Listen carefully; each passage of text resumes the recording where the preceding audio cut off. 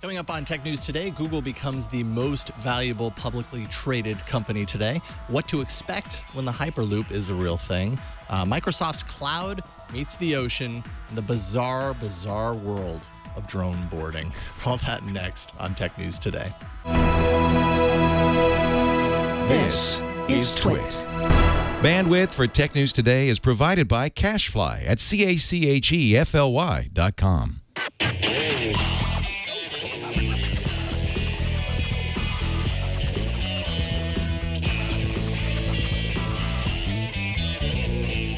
This is Tech News Today, episode 1440, recorded Monday, February 1st, 2016. This episode of Tech News Today is brought to you by NatureBox. NatureBox is dedicated to making smart, delicious snacking easy. They have over 100 ridiculously delicious snacks that get delivered directly to your doorstep. Visit naturebox.com/twit to get 50% off your first box now. And by FreshBooks, the super simple cloud accounting software that's giving thousands of freelancers and small businesses the tools to save time billing and get paid faster. Try it free at freshbooks.com/TNT. Hello and welcome to Tech News Today. This is the show where we talk about technology, all the news of the day with journalists, podcasters, people who love technology. Pretty much. Who are you? I am Megan Morrone. And I am Jason Howell. Sorry, I was out on Friday, and so I forgot what your name was, and I had to ask. I apologize. Yeah, you were out, and I realized I had to start the show by myself, and I didn't exactly know where to start because that's always your job. I was like, when do I begin? It was very frightening. You noticed how many times your initials were in the doc to let you know what parts you were talking about? Yes, but I'm still Megan Morrone. I survived. Even without Excellent. You. Good. Mm-hmm. And you're stronger for it. Yes. Hey, our guest today is awesome. It's Omar Gallaga. He's the tech culture writer at the Austin American-Statesman, as well as co-host of Statesman Shots, which is a weekly podcast. You're familiar with the podcast thing. It's great to have you here, Omar. Absolutely. Love podcasting. Thanks for having me. Appreciate it. Right on. Tell us a little bit about the show that you do, the podcast that you do. It is really kind of a pop culture show about kind of Austin life. So just, we have people on who are doing interesting stuff in arts, film, technology, just any pop culture that appeals to Austinites.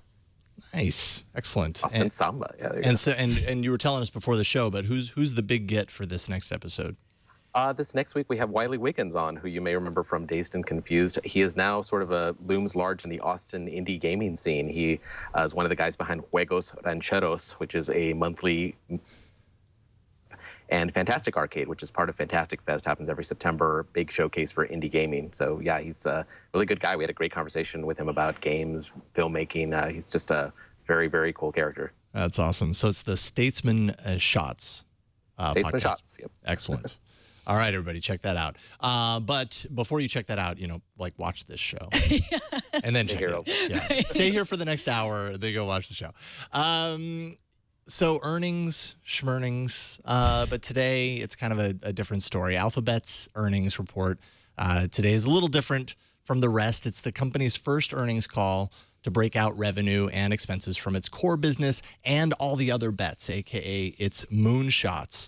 So kind of starting with the usual suspects here, Q4 revenue, $21.32 billion. That's beating expectations of $20.77 billion. So they beat expectations pretty significantly there.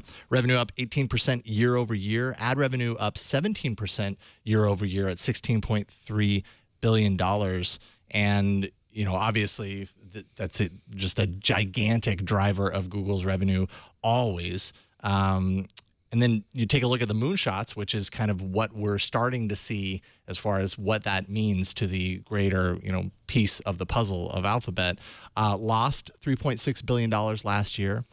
Things like self-driving cars, Project Loon, all those things are kind of included and so much more in there. $1.9 billion loss the year before. So almost twice as much as far as that's concerned. Well, maybe a little bit more than twice as much, but generated $448 million in 2015. So the big picture, basically, as far as the moonshots are concerned, is yes, they're taking losses, but they're doing that because it's very experimental, and they have all this ad stuff and YouTube and all these other moneymakers that are kind of helping fund that. But it's interesting because I mean, that's what everyone wants to know. Like, how much is Google's core business worth versus how much is all this other stuff that they do? And this is the first time they've reported earnings since they've become Alphabet, which is also interesting. And now I guess they're the most valuable publicly traded company in the world. Ooh, ha, ha. I wanted to like wear a little crown and hand it over to Jason. I'm not Apple. Google. Don't have to hand it to me. But I'll accept your crown anytime. Omar, what are your thoughts on this?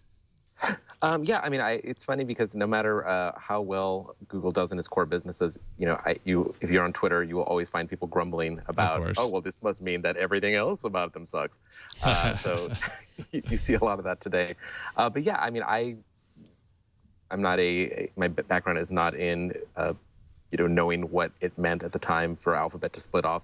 But yeah, it seems like what Google's doing is paying off, and clearly, if you can say we're actually worth more than Apple, maybe just for a few hours, you're doing something right. Yeah, that's based on the stock price now. It surged, I think, upwards of 8% in after-hours trading after this was announced. Then I think it's kind of settled down right around 6%. So based on that number, Google is it's worth more. What is it? $569 billion versus Apple's $540 billion. They're playing the $500 and some odd billion game against each other, and they keep trading places. And then Gmail, I guess they just hit 1 billion active users. I thought that was interesting. Gmail feels so old to me, but that still was an important milestone for them to reach, and it's surprising that it took them so long. And it's also interesting to me because email seems to be like we don't think about it that much. No. Sort of on the way out. It's like, we use all these different, I know kids these days don't even use email at all, which is interesting. And we spent, the show I do earlier, we talked a lot about Snapchat, and that's where everything is. And, it's like a lot of these businesses are really focused on the next generation, but I guess Gmail is still a thing. Yeah, lots of ads being channeled in to the Gmail experience. So having a billion users being exposed to those ads, that's a pretty significant thing to Google's bottom line. Mm-hmm. So. Or one user for every message in my inbox, I think. It does seem to be becoming the more popular email program too, I think, where it had more competition from Yahoo and Hotmail and. Now I know it's funny. Like every once in a while, I'll meet someone or get their email address, and it's like a Hotmail address, and almost always like I'll reply back and be like, "So, still on Yahoo Mail, or whatever those other ones are." Like my Yahoo Mail is just inundated, like crazily inundated with spam and everything like that. But hey, you find the one that works for you. Gmail happens to work for me, but the lawyer who drew up my wife and my will. Our last will and testament has a Hotmail account, and I was like, "Honey, are you sure?" Yeah, is he reputable? I mean, don't mean to disparage, because Hotmail's it's still an email service that a lot of people use. But yes, less and less you see that, and I feel like, man, by and large these days you see the Gmail. Mm-hmm. So our next headline is one that doesn't probably mean what you think it means. It did not mean what I thought it meant when I read it this morning. PC Magazine reports that the first Xiaomi phones will be available soon in the United States. Now, Xiaomi is the Chinese company, sells high-end phones for reasonable prices, but they were technically available only in China. And according to PC Mag, the first Xiaomi phones will be available from U.S. Mobile in the U.S., but there's a few notable things, a few notable caveats with this. They don't support LTE. They're not being offered by Xiaomi. What exactly is going on here, Jason? Well, I mean, Xiaomi in particular, but it's also Xiaomi and Meizu, which is another kind of low-cost Chinese manufacturer. So they're both being carried by U.S. Mobile.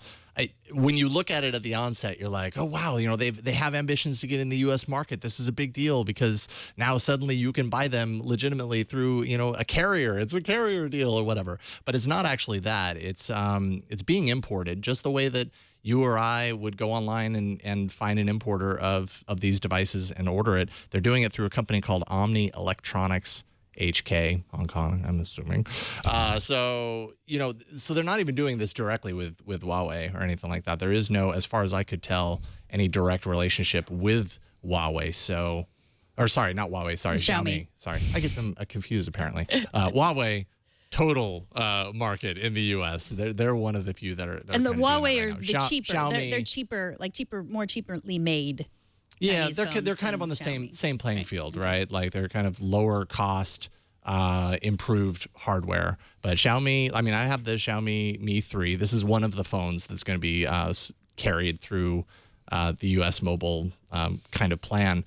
You got to really ask yourself, though, because the prices are really low, right? So that's kind of part of the reason that they're doing it, also to kind of set themselves apart. But I mean, you get, you don't get Google services on these out of the box. And from what I understand, since these are just being straight up imported, it's still going to be tailored for the Chinese market, not to mention all the lack of bands and everything to really kind of support LTE. It doesn't support LTE at all and has limited support of T-Mobile's bands here in the U.S. So I don't know if it's necessarily the big deal. I think they're just kind of doing it to say that they did it. What do you think, Omar? Yeah, it's funny because, I mean, when you look at how crashy and burny Microsoft's phone business is these days, it's kind of nice to have some alternative to iOS and Android, to have somebody out there that's doing something that's gaining some kind of traction, because clearly it's not Microsoft. Yeah. Mm-hmm. Good point. So I don't know. I mean, I guess it could be testing grounds. I guess you could watch it and see like how many of these are going to sell and everything. One question I do have, though, about this is that regularly the kind of discussion around Xiaomi coming to the U.S., just to single them out, always ends up on, but they're gonna encounter issues from a design and patent perspective because their designs are so closely matched to companies like Apple and other companies. A lot of qualities of these look so close that people fear that if they come to the U.S., they're going to be facing a huge backlash in the form of legal wrangling and have to pay through the teeth in order to do that ultimately. So that would deter them from doing that. So if a company like US Mobile is doing this officially through their service, does that end up making them liable for the same things? I mean, Xiaomi isn't approachable because they're not actually doing this officially, but is US Mobile? What do you guys think? I don't know. I mean, that's a good question. It also begs the question, like, do phone makers need to sell in the United States? I mean, do they need this market? Yeah, like with China, market, I mean, there are a lot of people in China, who need phones. For sure. And so, like we tend to think like, well, they're not available in the United States, so, so what? But I mean, that's really very ethnocentric of us to say. It's like, I think they're doing fine. So I don't know. That's a good question. I mean, I know Hugo Barra of Xiaomi has said that ultimately, eventually, they would like to kind of get that entrance into the U.S. in some way, but they've got a lot of hurdles to overcome. Mm-hmm. So, well, Omar, speaking of Microsoft, think of Microsoft as the company that might put the cloud in the ocean. Just think about that for a second. The company is prototyping a data center that can exist hundreds of feet below the ocean's surface. It's codenamed Project Natick or Natick. Natick. I'm guessing Natick, like NATO. Okay. Or like Natick. I don't know. Yeah. Like Nadal. Who knows? Natick. There you go. You figure it out. It solves a number of problems with that are traditionally seen on data centers. Primarily, you need to keep them cool, and the ocean is an abundant source of cool water to kind of eliminate the need for air conditioning.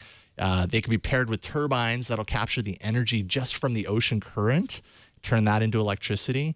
And they've done a lot of studies of this to make sure that they aren't then heating the ocean if they have a number of these pods throughout, because that could change the dynamics of the ocean and ocean life and all that kind of stuff if it's significant. They say it doesn't at all, or within like a couple of feet maybe, but even that kind of sounds potentially significant if you've got this massive amount of these pods everywhere.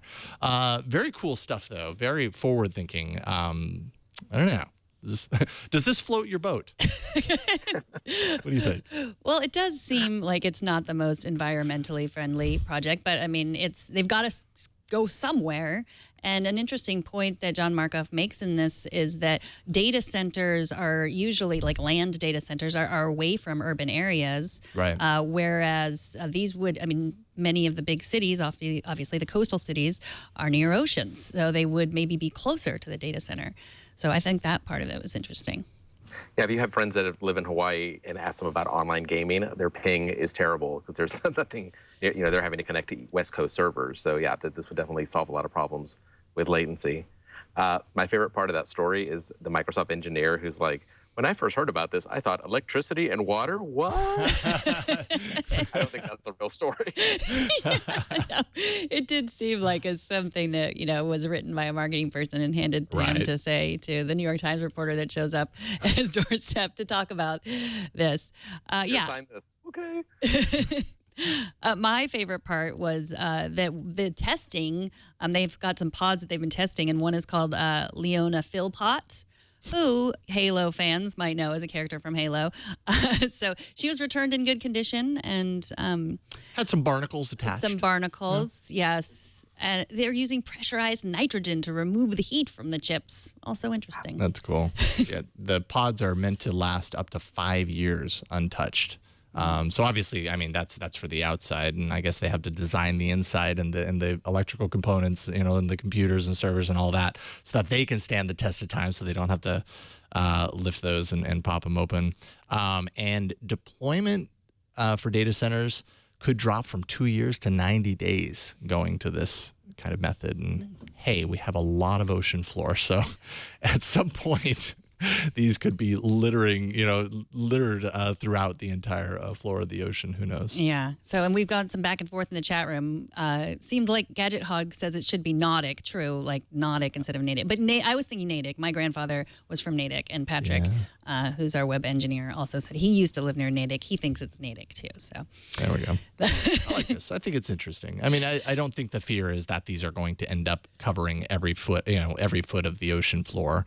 Environmentally, I don't, that probably would never happen. And not to mention, it's a huge amount of space that you're considering. But there are concerns as far as the environmental aspect of this is concerned, I suppose. Right. Yeah. There'll be some coral left. Let's hope.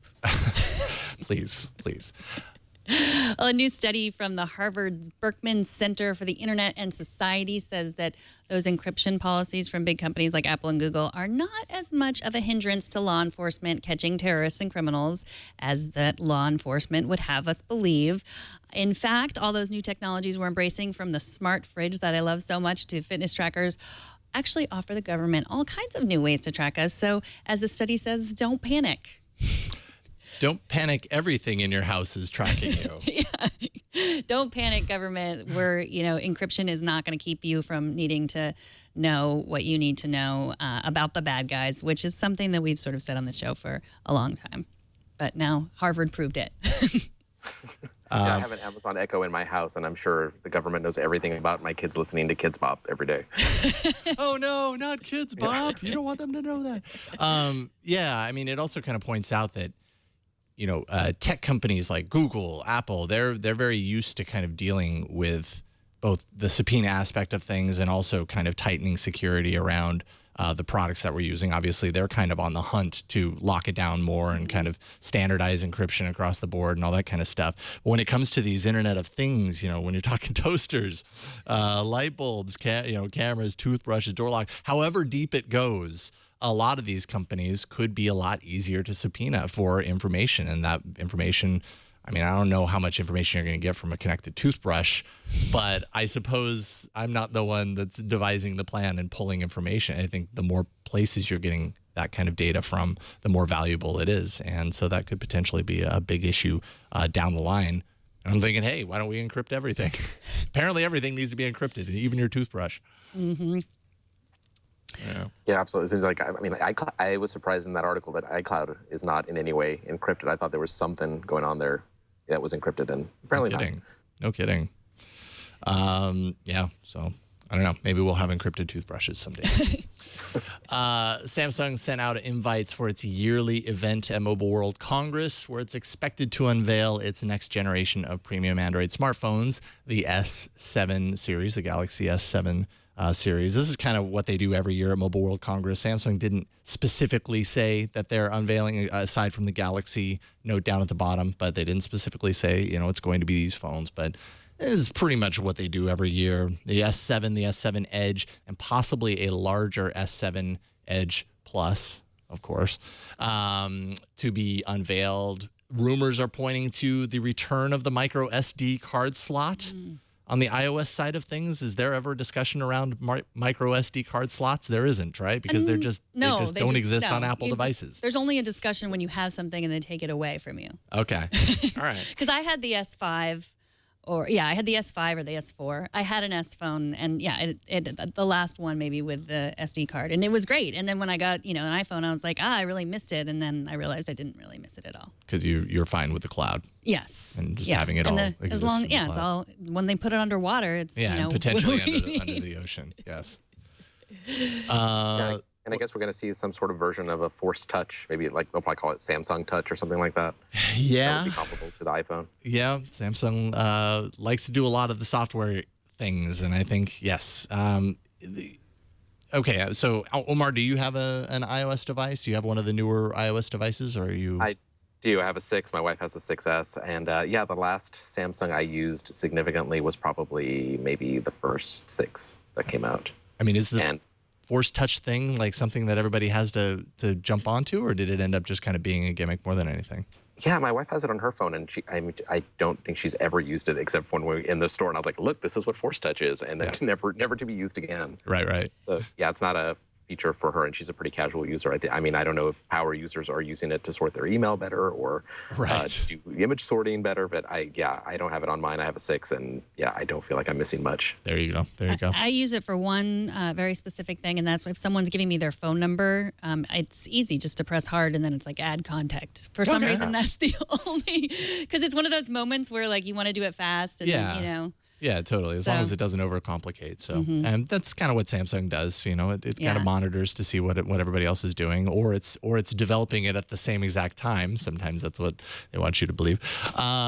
It will also probably, I'm guessing, have the Snapdragon 820. Qualcomm recently made a deal with Samsung to have it create the chip for Qualcomm, exclusively. So I'd be very surprised if Samsung doesn't have that inside the phone. And then, kind of shifting gears a little bit. Literally gear. The Gear 360 is possibly going to be shown. This is a product that we've seen before, but hasn't been released. It captures 360-degree images with this multi-camera saucer-shaped design that you see on the screen right now. So that would be cool. Samsung's got a little bit of the VR stuff going with their Samsung devices. So this would kind of tap into that. Maybe even beyond. So anyways, we're doing live coverage of that. This is February 21st, 10 a.m. Pacific. I'm going to be on hand with Leo to do some live coverage of that event. So stay tuned for that. Excellent. Well, if you want to figure out the best way to shoot people across the earth in a pod, you can ask Reddit, of course. More on that after the break. But first, let's take a minute to thank NatureBox. NatureBox is the AAA of snacks. Now, a few weeks ago, we showed you all of our favorite NatureBox snacks. You still apparently have the box, but when I went back here, someone stole my box. I don't know. I'm finding some hummus in here. So is this your box? That must be my box. Or the hummus changed because it has my name on it. And I didn't order the hummus. So there's been some NatureBox shenanigans going on. I think because I went to look for my snacks and I could not find any of my snacks. Who took them? I don't know. I'm thinking I might have to hold on to the classic hummus. So I'll sorry share them you're not with getting you. that back. So NatureBox snacks are always the first to get stolen because they taste good and they are not full of garbage as other snacks sometimes are. When hunger strikes, do not reach for that half-eaten bag of chips. Steal the smart and delicious snacks from NatureBox that were supposed to be for your coworker. All of NatureBox's snacks are made with high-quality ingredients that you can trust. And trying to eat healthier does not mean giving up on flavor. They have vegan, no sugar added, and non-GMO options. You can also choose between savory and sweet, salty and tart. Choose from over 100 unique and tasty options like blueberry, almond, quinoa bites. Everybody loves quinoa. I love quinoa, and it's awesome in a snack. Good protein. And coffee kettle popcorn. Plus, you can fill out your snack profile and get personalized recommendations based on your preferences, which I thought would keep people from stealing mine. But apparently we have everybody likes your picks. Everyone likes my preferences. The best part, NatureBox delivers right to your door. I will get them sent home from now on, no longer to the office where they can be stolen. Smart. Fuel your game engine with healthy snacks. Visit naturebox.com/twit to get 50% off your first box now. That's naturebox.com/twit. Go there, get 50% off your first box of delicious personalized snacks sent directly to your doorstep. And might I recommend mini Belgian waffles? Probably one of my absolute favorite things on their little menu. So good that I had to eat it. And then I realized I'm taking the next segment. So if I don't eat it fast, I'm going to be the guy that's introducing somebody with a Belgian waffle. Right. Talking about Hyperloop, eating mini Belgian waffles. You know. You stole them, Burke. Oh, Burke stole them. Okay. All right. Fired. I forgive you. All right. We have Fred Lambert, writer at Electrek, on the show with us today to talk a little bit about the Hyperloop. Welcome to the show, Fred. How's it going? Thanks for having me.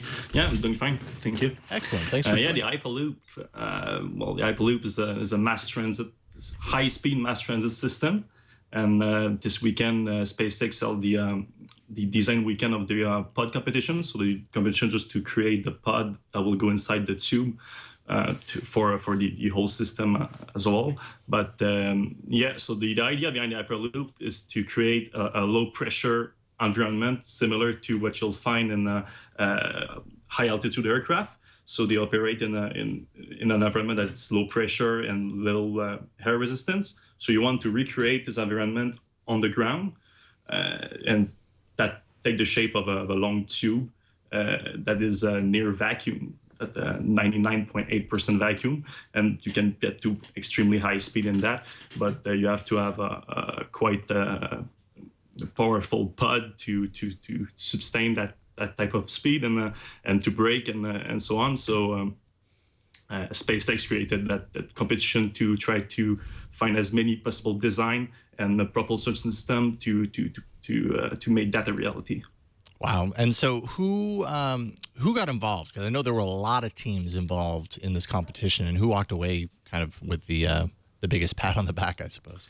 Well, you have there was 100 teams that submitted a design package to SpaceX, but they selected before this weekend, the design weekend, they selected 124 teams, and out of the 124, they picked 23 winners. Most of them are for teams from student teams from schools, from universities.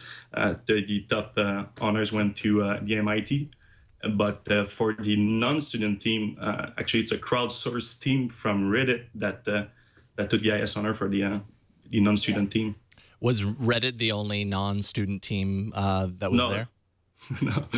No, you had about 40 to 50 teams that were non-student. Wow. All right, go Reddit. But were they the only crowdsourced team? Good question. I'm not sure. I would say that, but they are the only crowdsourced team that I know that won the competition. That technically were declared winner of the competition. Is there anything that Reddit can't do? No. What made MIT's submission kind of stand out from the rest?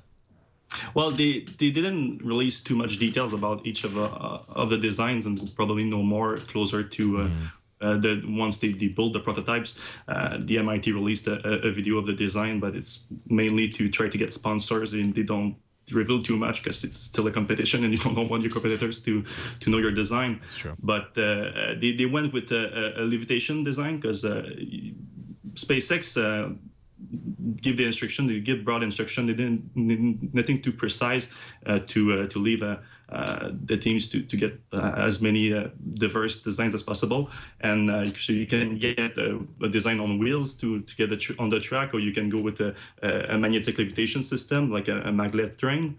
And the MIT team went with a levitation system, a bit like the Hendo hoverboard that we saw last year, or was it the year before? And so it's a similar system that will levitate the pod from the track. But other than that, it's we don't know much more about their design. But it was enough to impress SpaceX and Tesla engineers. Yeah, obviously.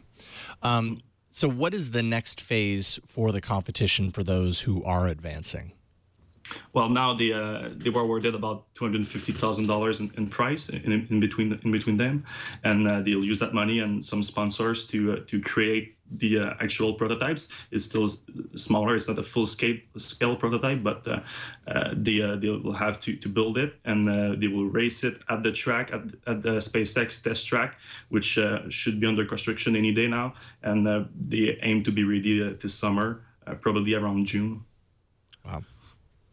Now, Elon Musk himself surprised the crowd during the event. He showed up to kind of talk with everyone towards the end. What exactly did he have to kind of share with everyone in the audience? I know he kind of gave a few of the rules on the next phase and everything, but was there anything that really stood out?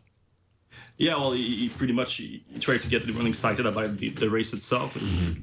Made it sound like it's going to be an exciting event.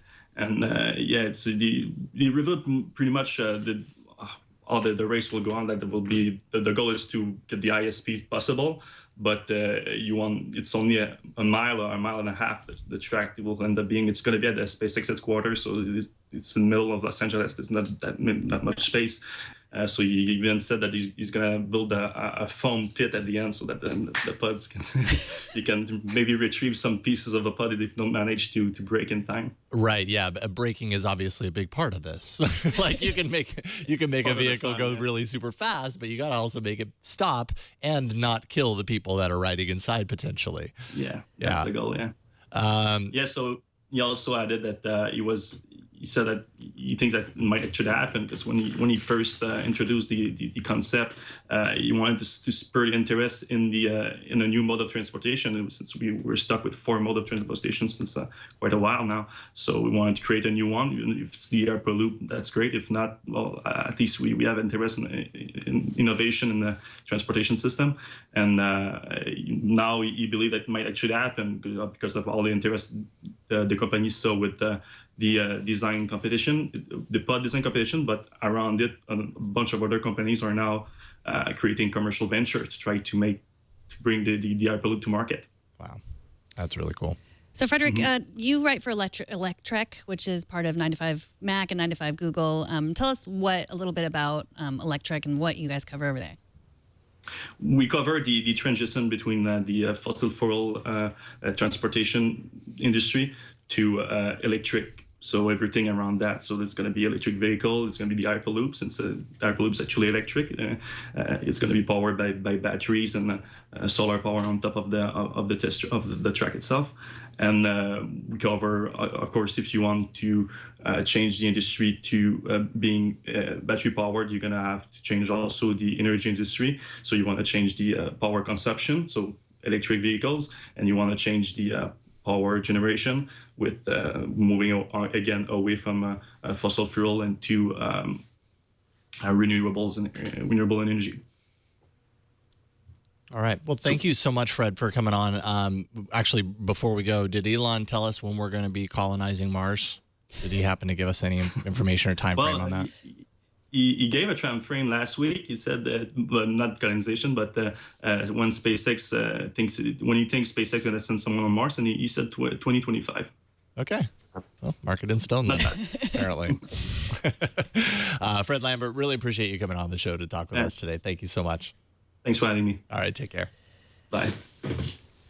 Well, we got an email from Raul. He writes, I was just listening to episode 1437 and heard the discussion about Lyft's surge pricing. A Lyft driver told Shannon Morse that prices go up during peak demand times to encourage drivers to get out on the road.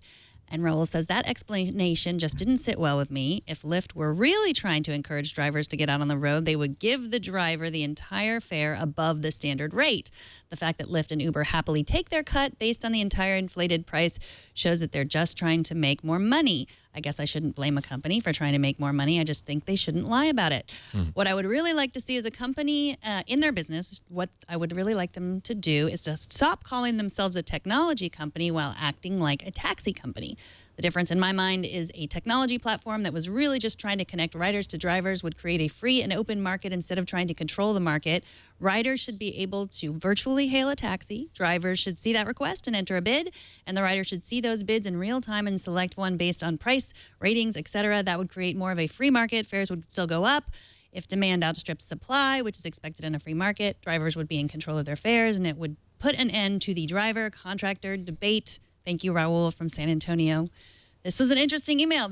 We go back and forth a lot with this. And I, when you guys were talking about this, I was actually out of town, and I think your Lyft or Uber driver is basically and you can always interview them because you're always in a Right. car with them. I always have conversations whenever I'm in a car. And I had a Lyft driver who also is an Uber driver. And like, so he's sort of playing that game too. But, you know, this was a week ago where Uber lowered their prices and then Lyft lowered their prices. And I spoke to him about that. And yes, that comes right out of his, you know, money. Like, you know, it's not, he doesn't get a choice. So it's interesting. I don't know if it's as easy as Raul says, but I don't know. What do you guys think? I think maybe Raul has a little business idea that he needs to kind of go forth with. He's kind of got it figured out here. Or at least he's got a competitor figured out, you know, some sort of alternative. Yeah, my big problem with both companies, and we're having a lot of things going on here in Austin with City Council and with this fingerprinting issue with Lyft and Uber, so that's kind of top of mind. But ride sharing is still a term that I kind of despise, that is still being thrown around. There's no sharing. No. Nobody is going somewhere and you just happen to catch a Lyft there. Oh, hey, I guess I'll pick you up then. Yeah, totally. You're right. Yeah. If you pay for a ride, it's not sharing. Yeah, Right. It is true. interesting. What's the fingerprint thing going on in Austin? I don't know if I'm aware of this. Our Austin City Council has proposed a measure that would require Uber and Lyft to fingerprint their drivers, and they have been fighting that tooth and nail. They've been threatening to leave town. They're already doing it in Houston, but apparently in Austin it would be more expensive for them. So they have actually generated a petition that generated, I think, 63,000 signatures to put it on a ballot where people could vote for it, for them not to do fingerprinting in Austin. Interesting. Yeah, I mean, that's the thing where, you know, with no oversight from Uber or Lyft, then, you know, you worry about the drivers, you know, and some accountability there. But right now it doesn't really feel like there necessarily is accountability. I don't know. It's complicated. Mm-hmm. And the cab companies here are required to do fingerprinting, so this would kind of put them on the same level. But no, Uber and Lyft, of course, do not want to do that. Right. Yeah. Because they're not the same thing. But I mean, I wonder if that That's is. two purposes. But I did not get a chance to actually look to see if that was accurate. Like, is that accurate that Uber does put if?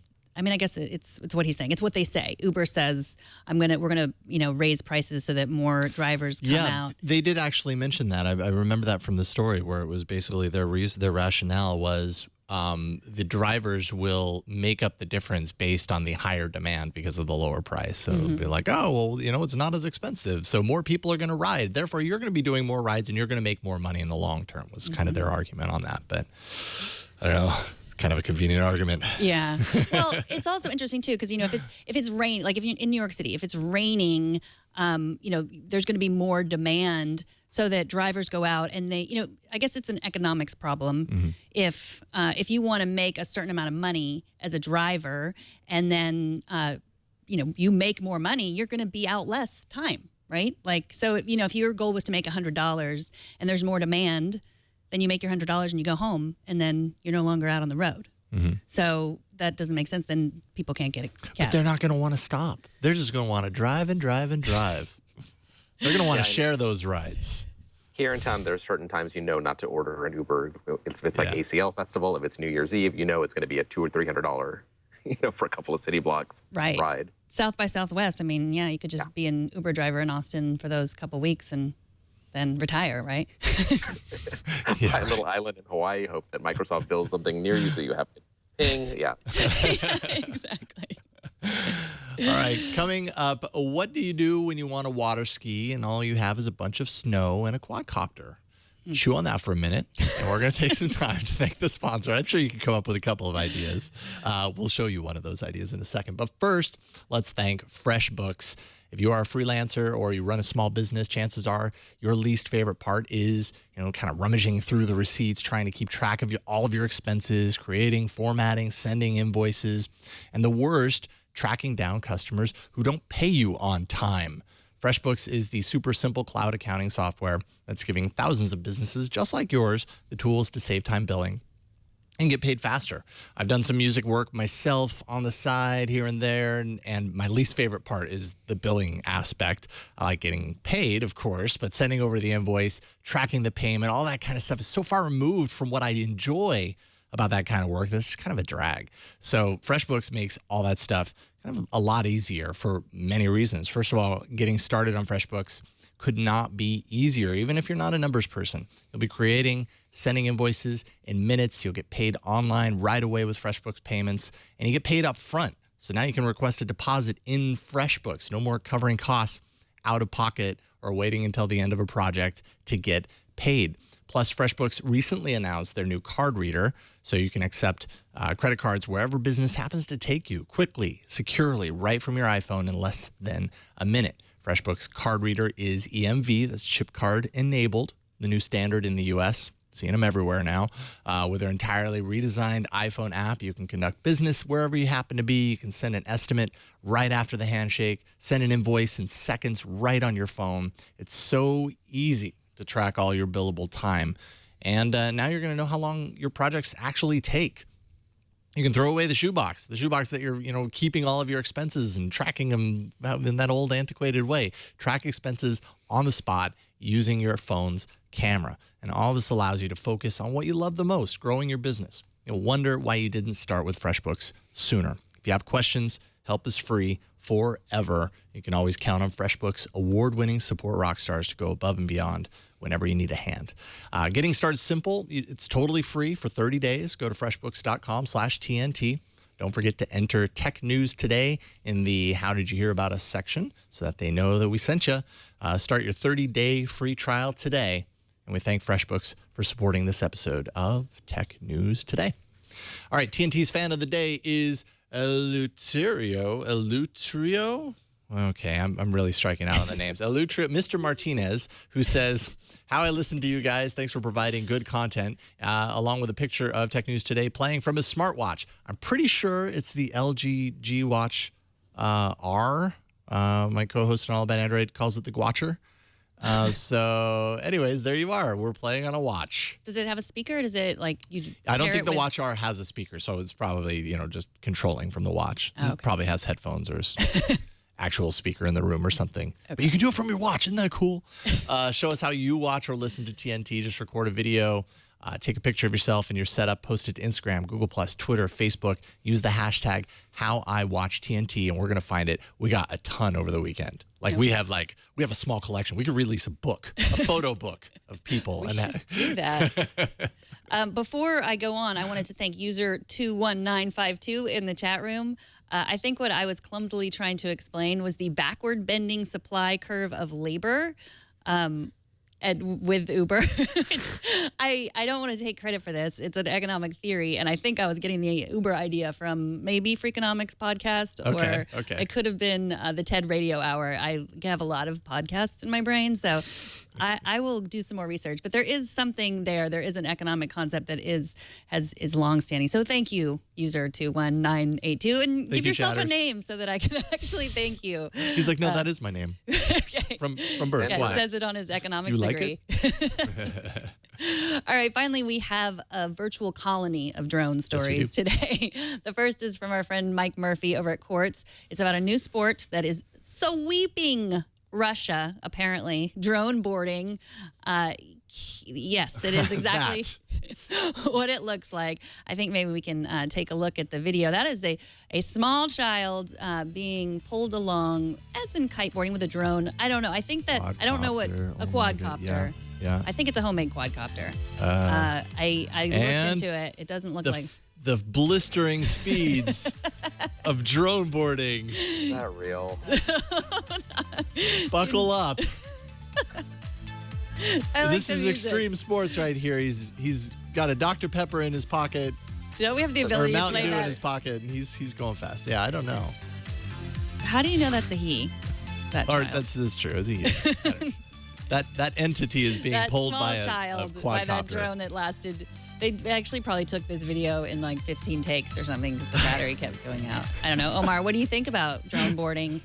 Okay, I have a Parrot drone, like one of the first ones from a few generations ago. If I attach a paper clip to it, it crashes. Like, there's no weight on it whatsoever. I tried to put a phone on it once, and it was just like all over the place. Yeah, no, I'm impressed that it can pull anything, much less a child. So, okay, so then I have to think about this. So the kid is holding on to the drone that is pulling him, and there is somebody... Or her. Oh, yeah. Okay.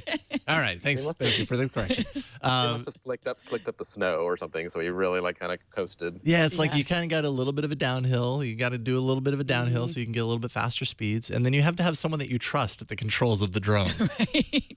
Don't give that control to just anybody. It's no Hyperloop, I will say that. Oh, no. So then what's going to happen when you're there? You're drone boarding. You're flying across the snow, having a good old time. When all of a sudden, out of thin air, an eagle swoops past you and latches onto that drone and flies away with it. What then happens? And we have video of that. It's true. Check this out. These are eagles that are trained to take down drones. And so then you're not being pulled by the quadcopter. You're being pulled by the eagle that's flying away with a quadcopter. This is a strange world we're about to live in. I don't know if I'm ready for it.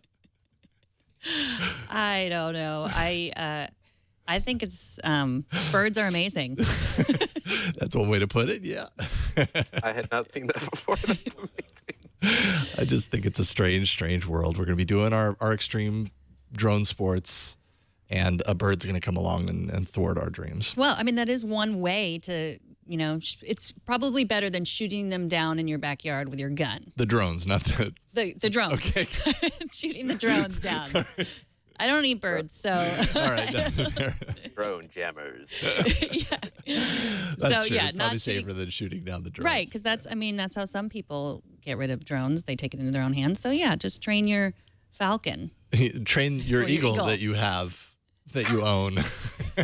But no, that's what drone boarding should be.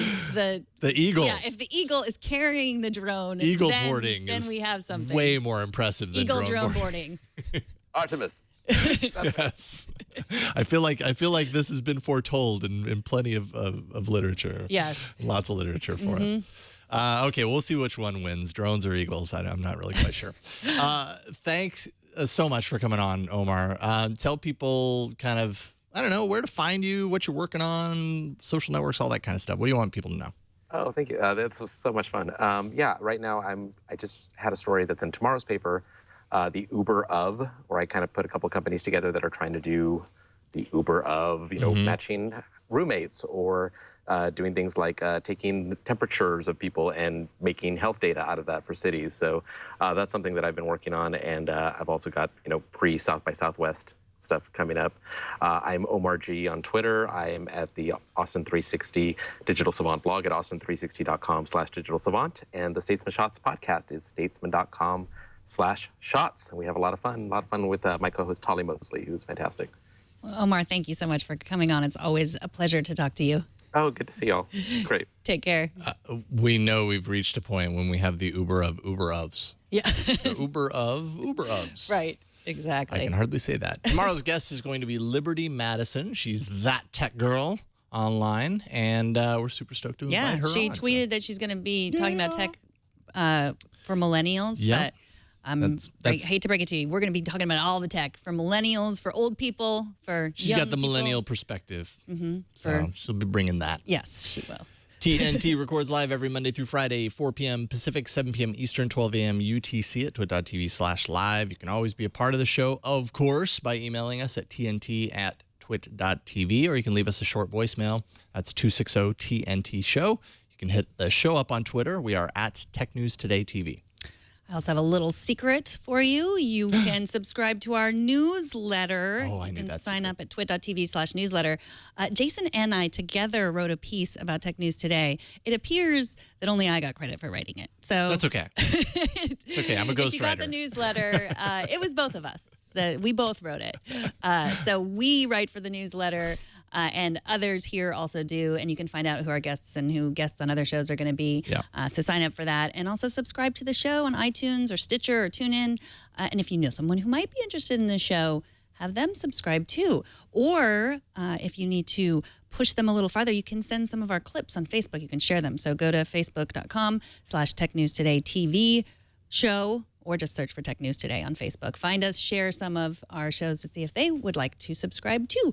All the ways to subscribe are at twit.tv/TN2. And if you want to get in touch with me directly, you can hit me up on Twitter. I am at Megan Morrone. And I'm at Jason Howell.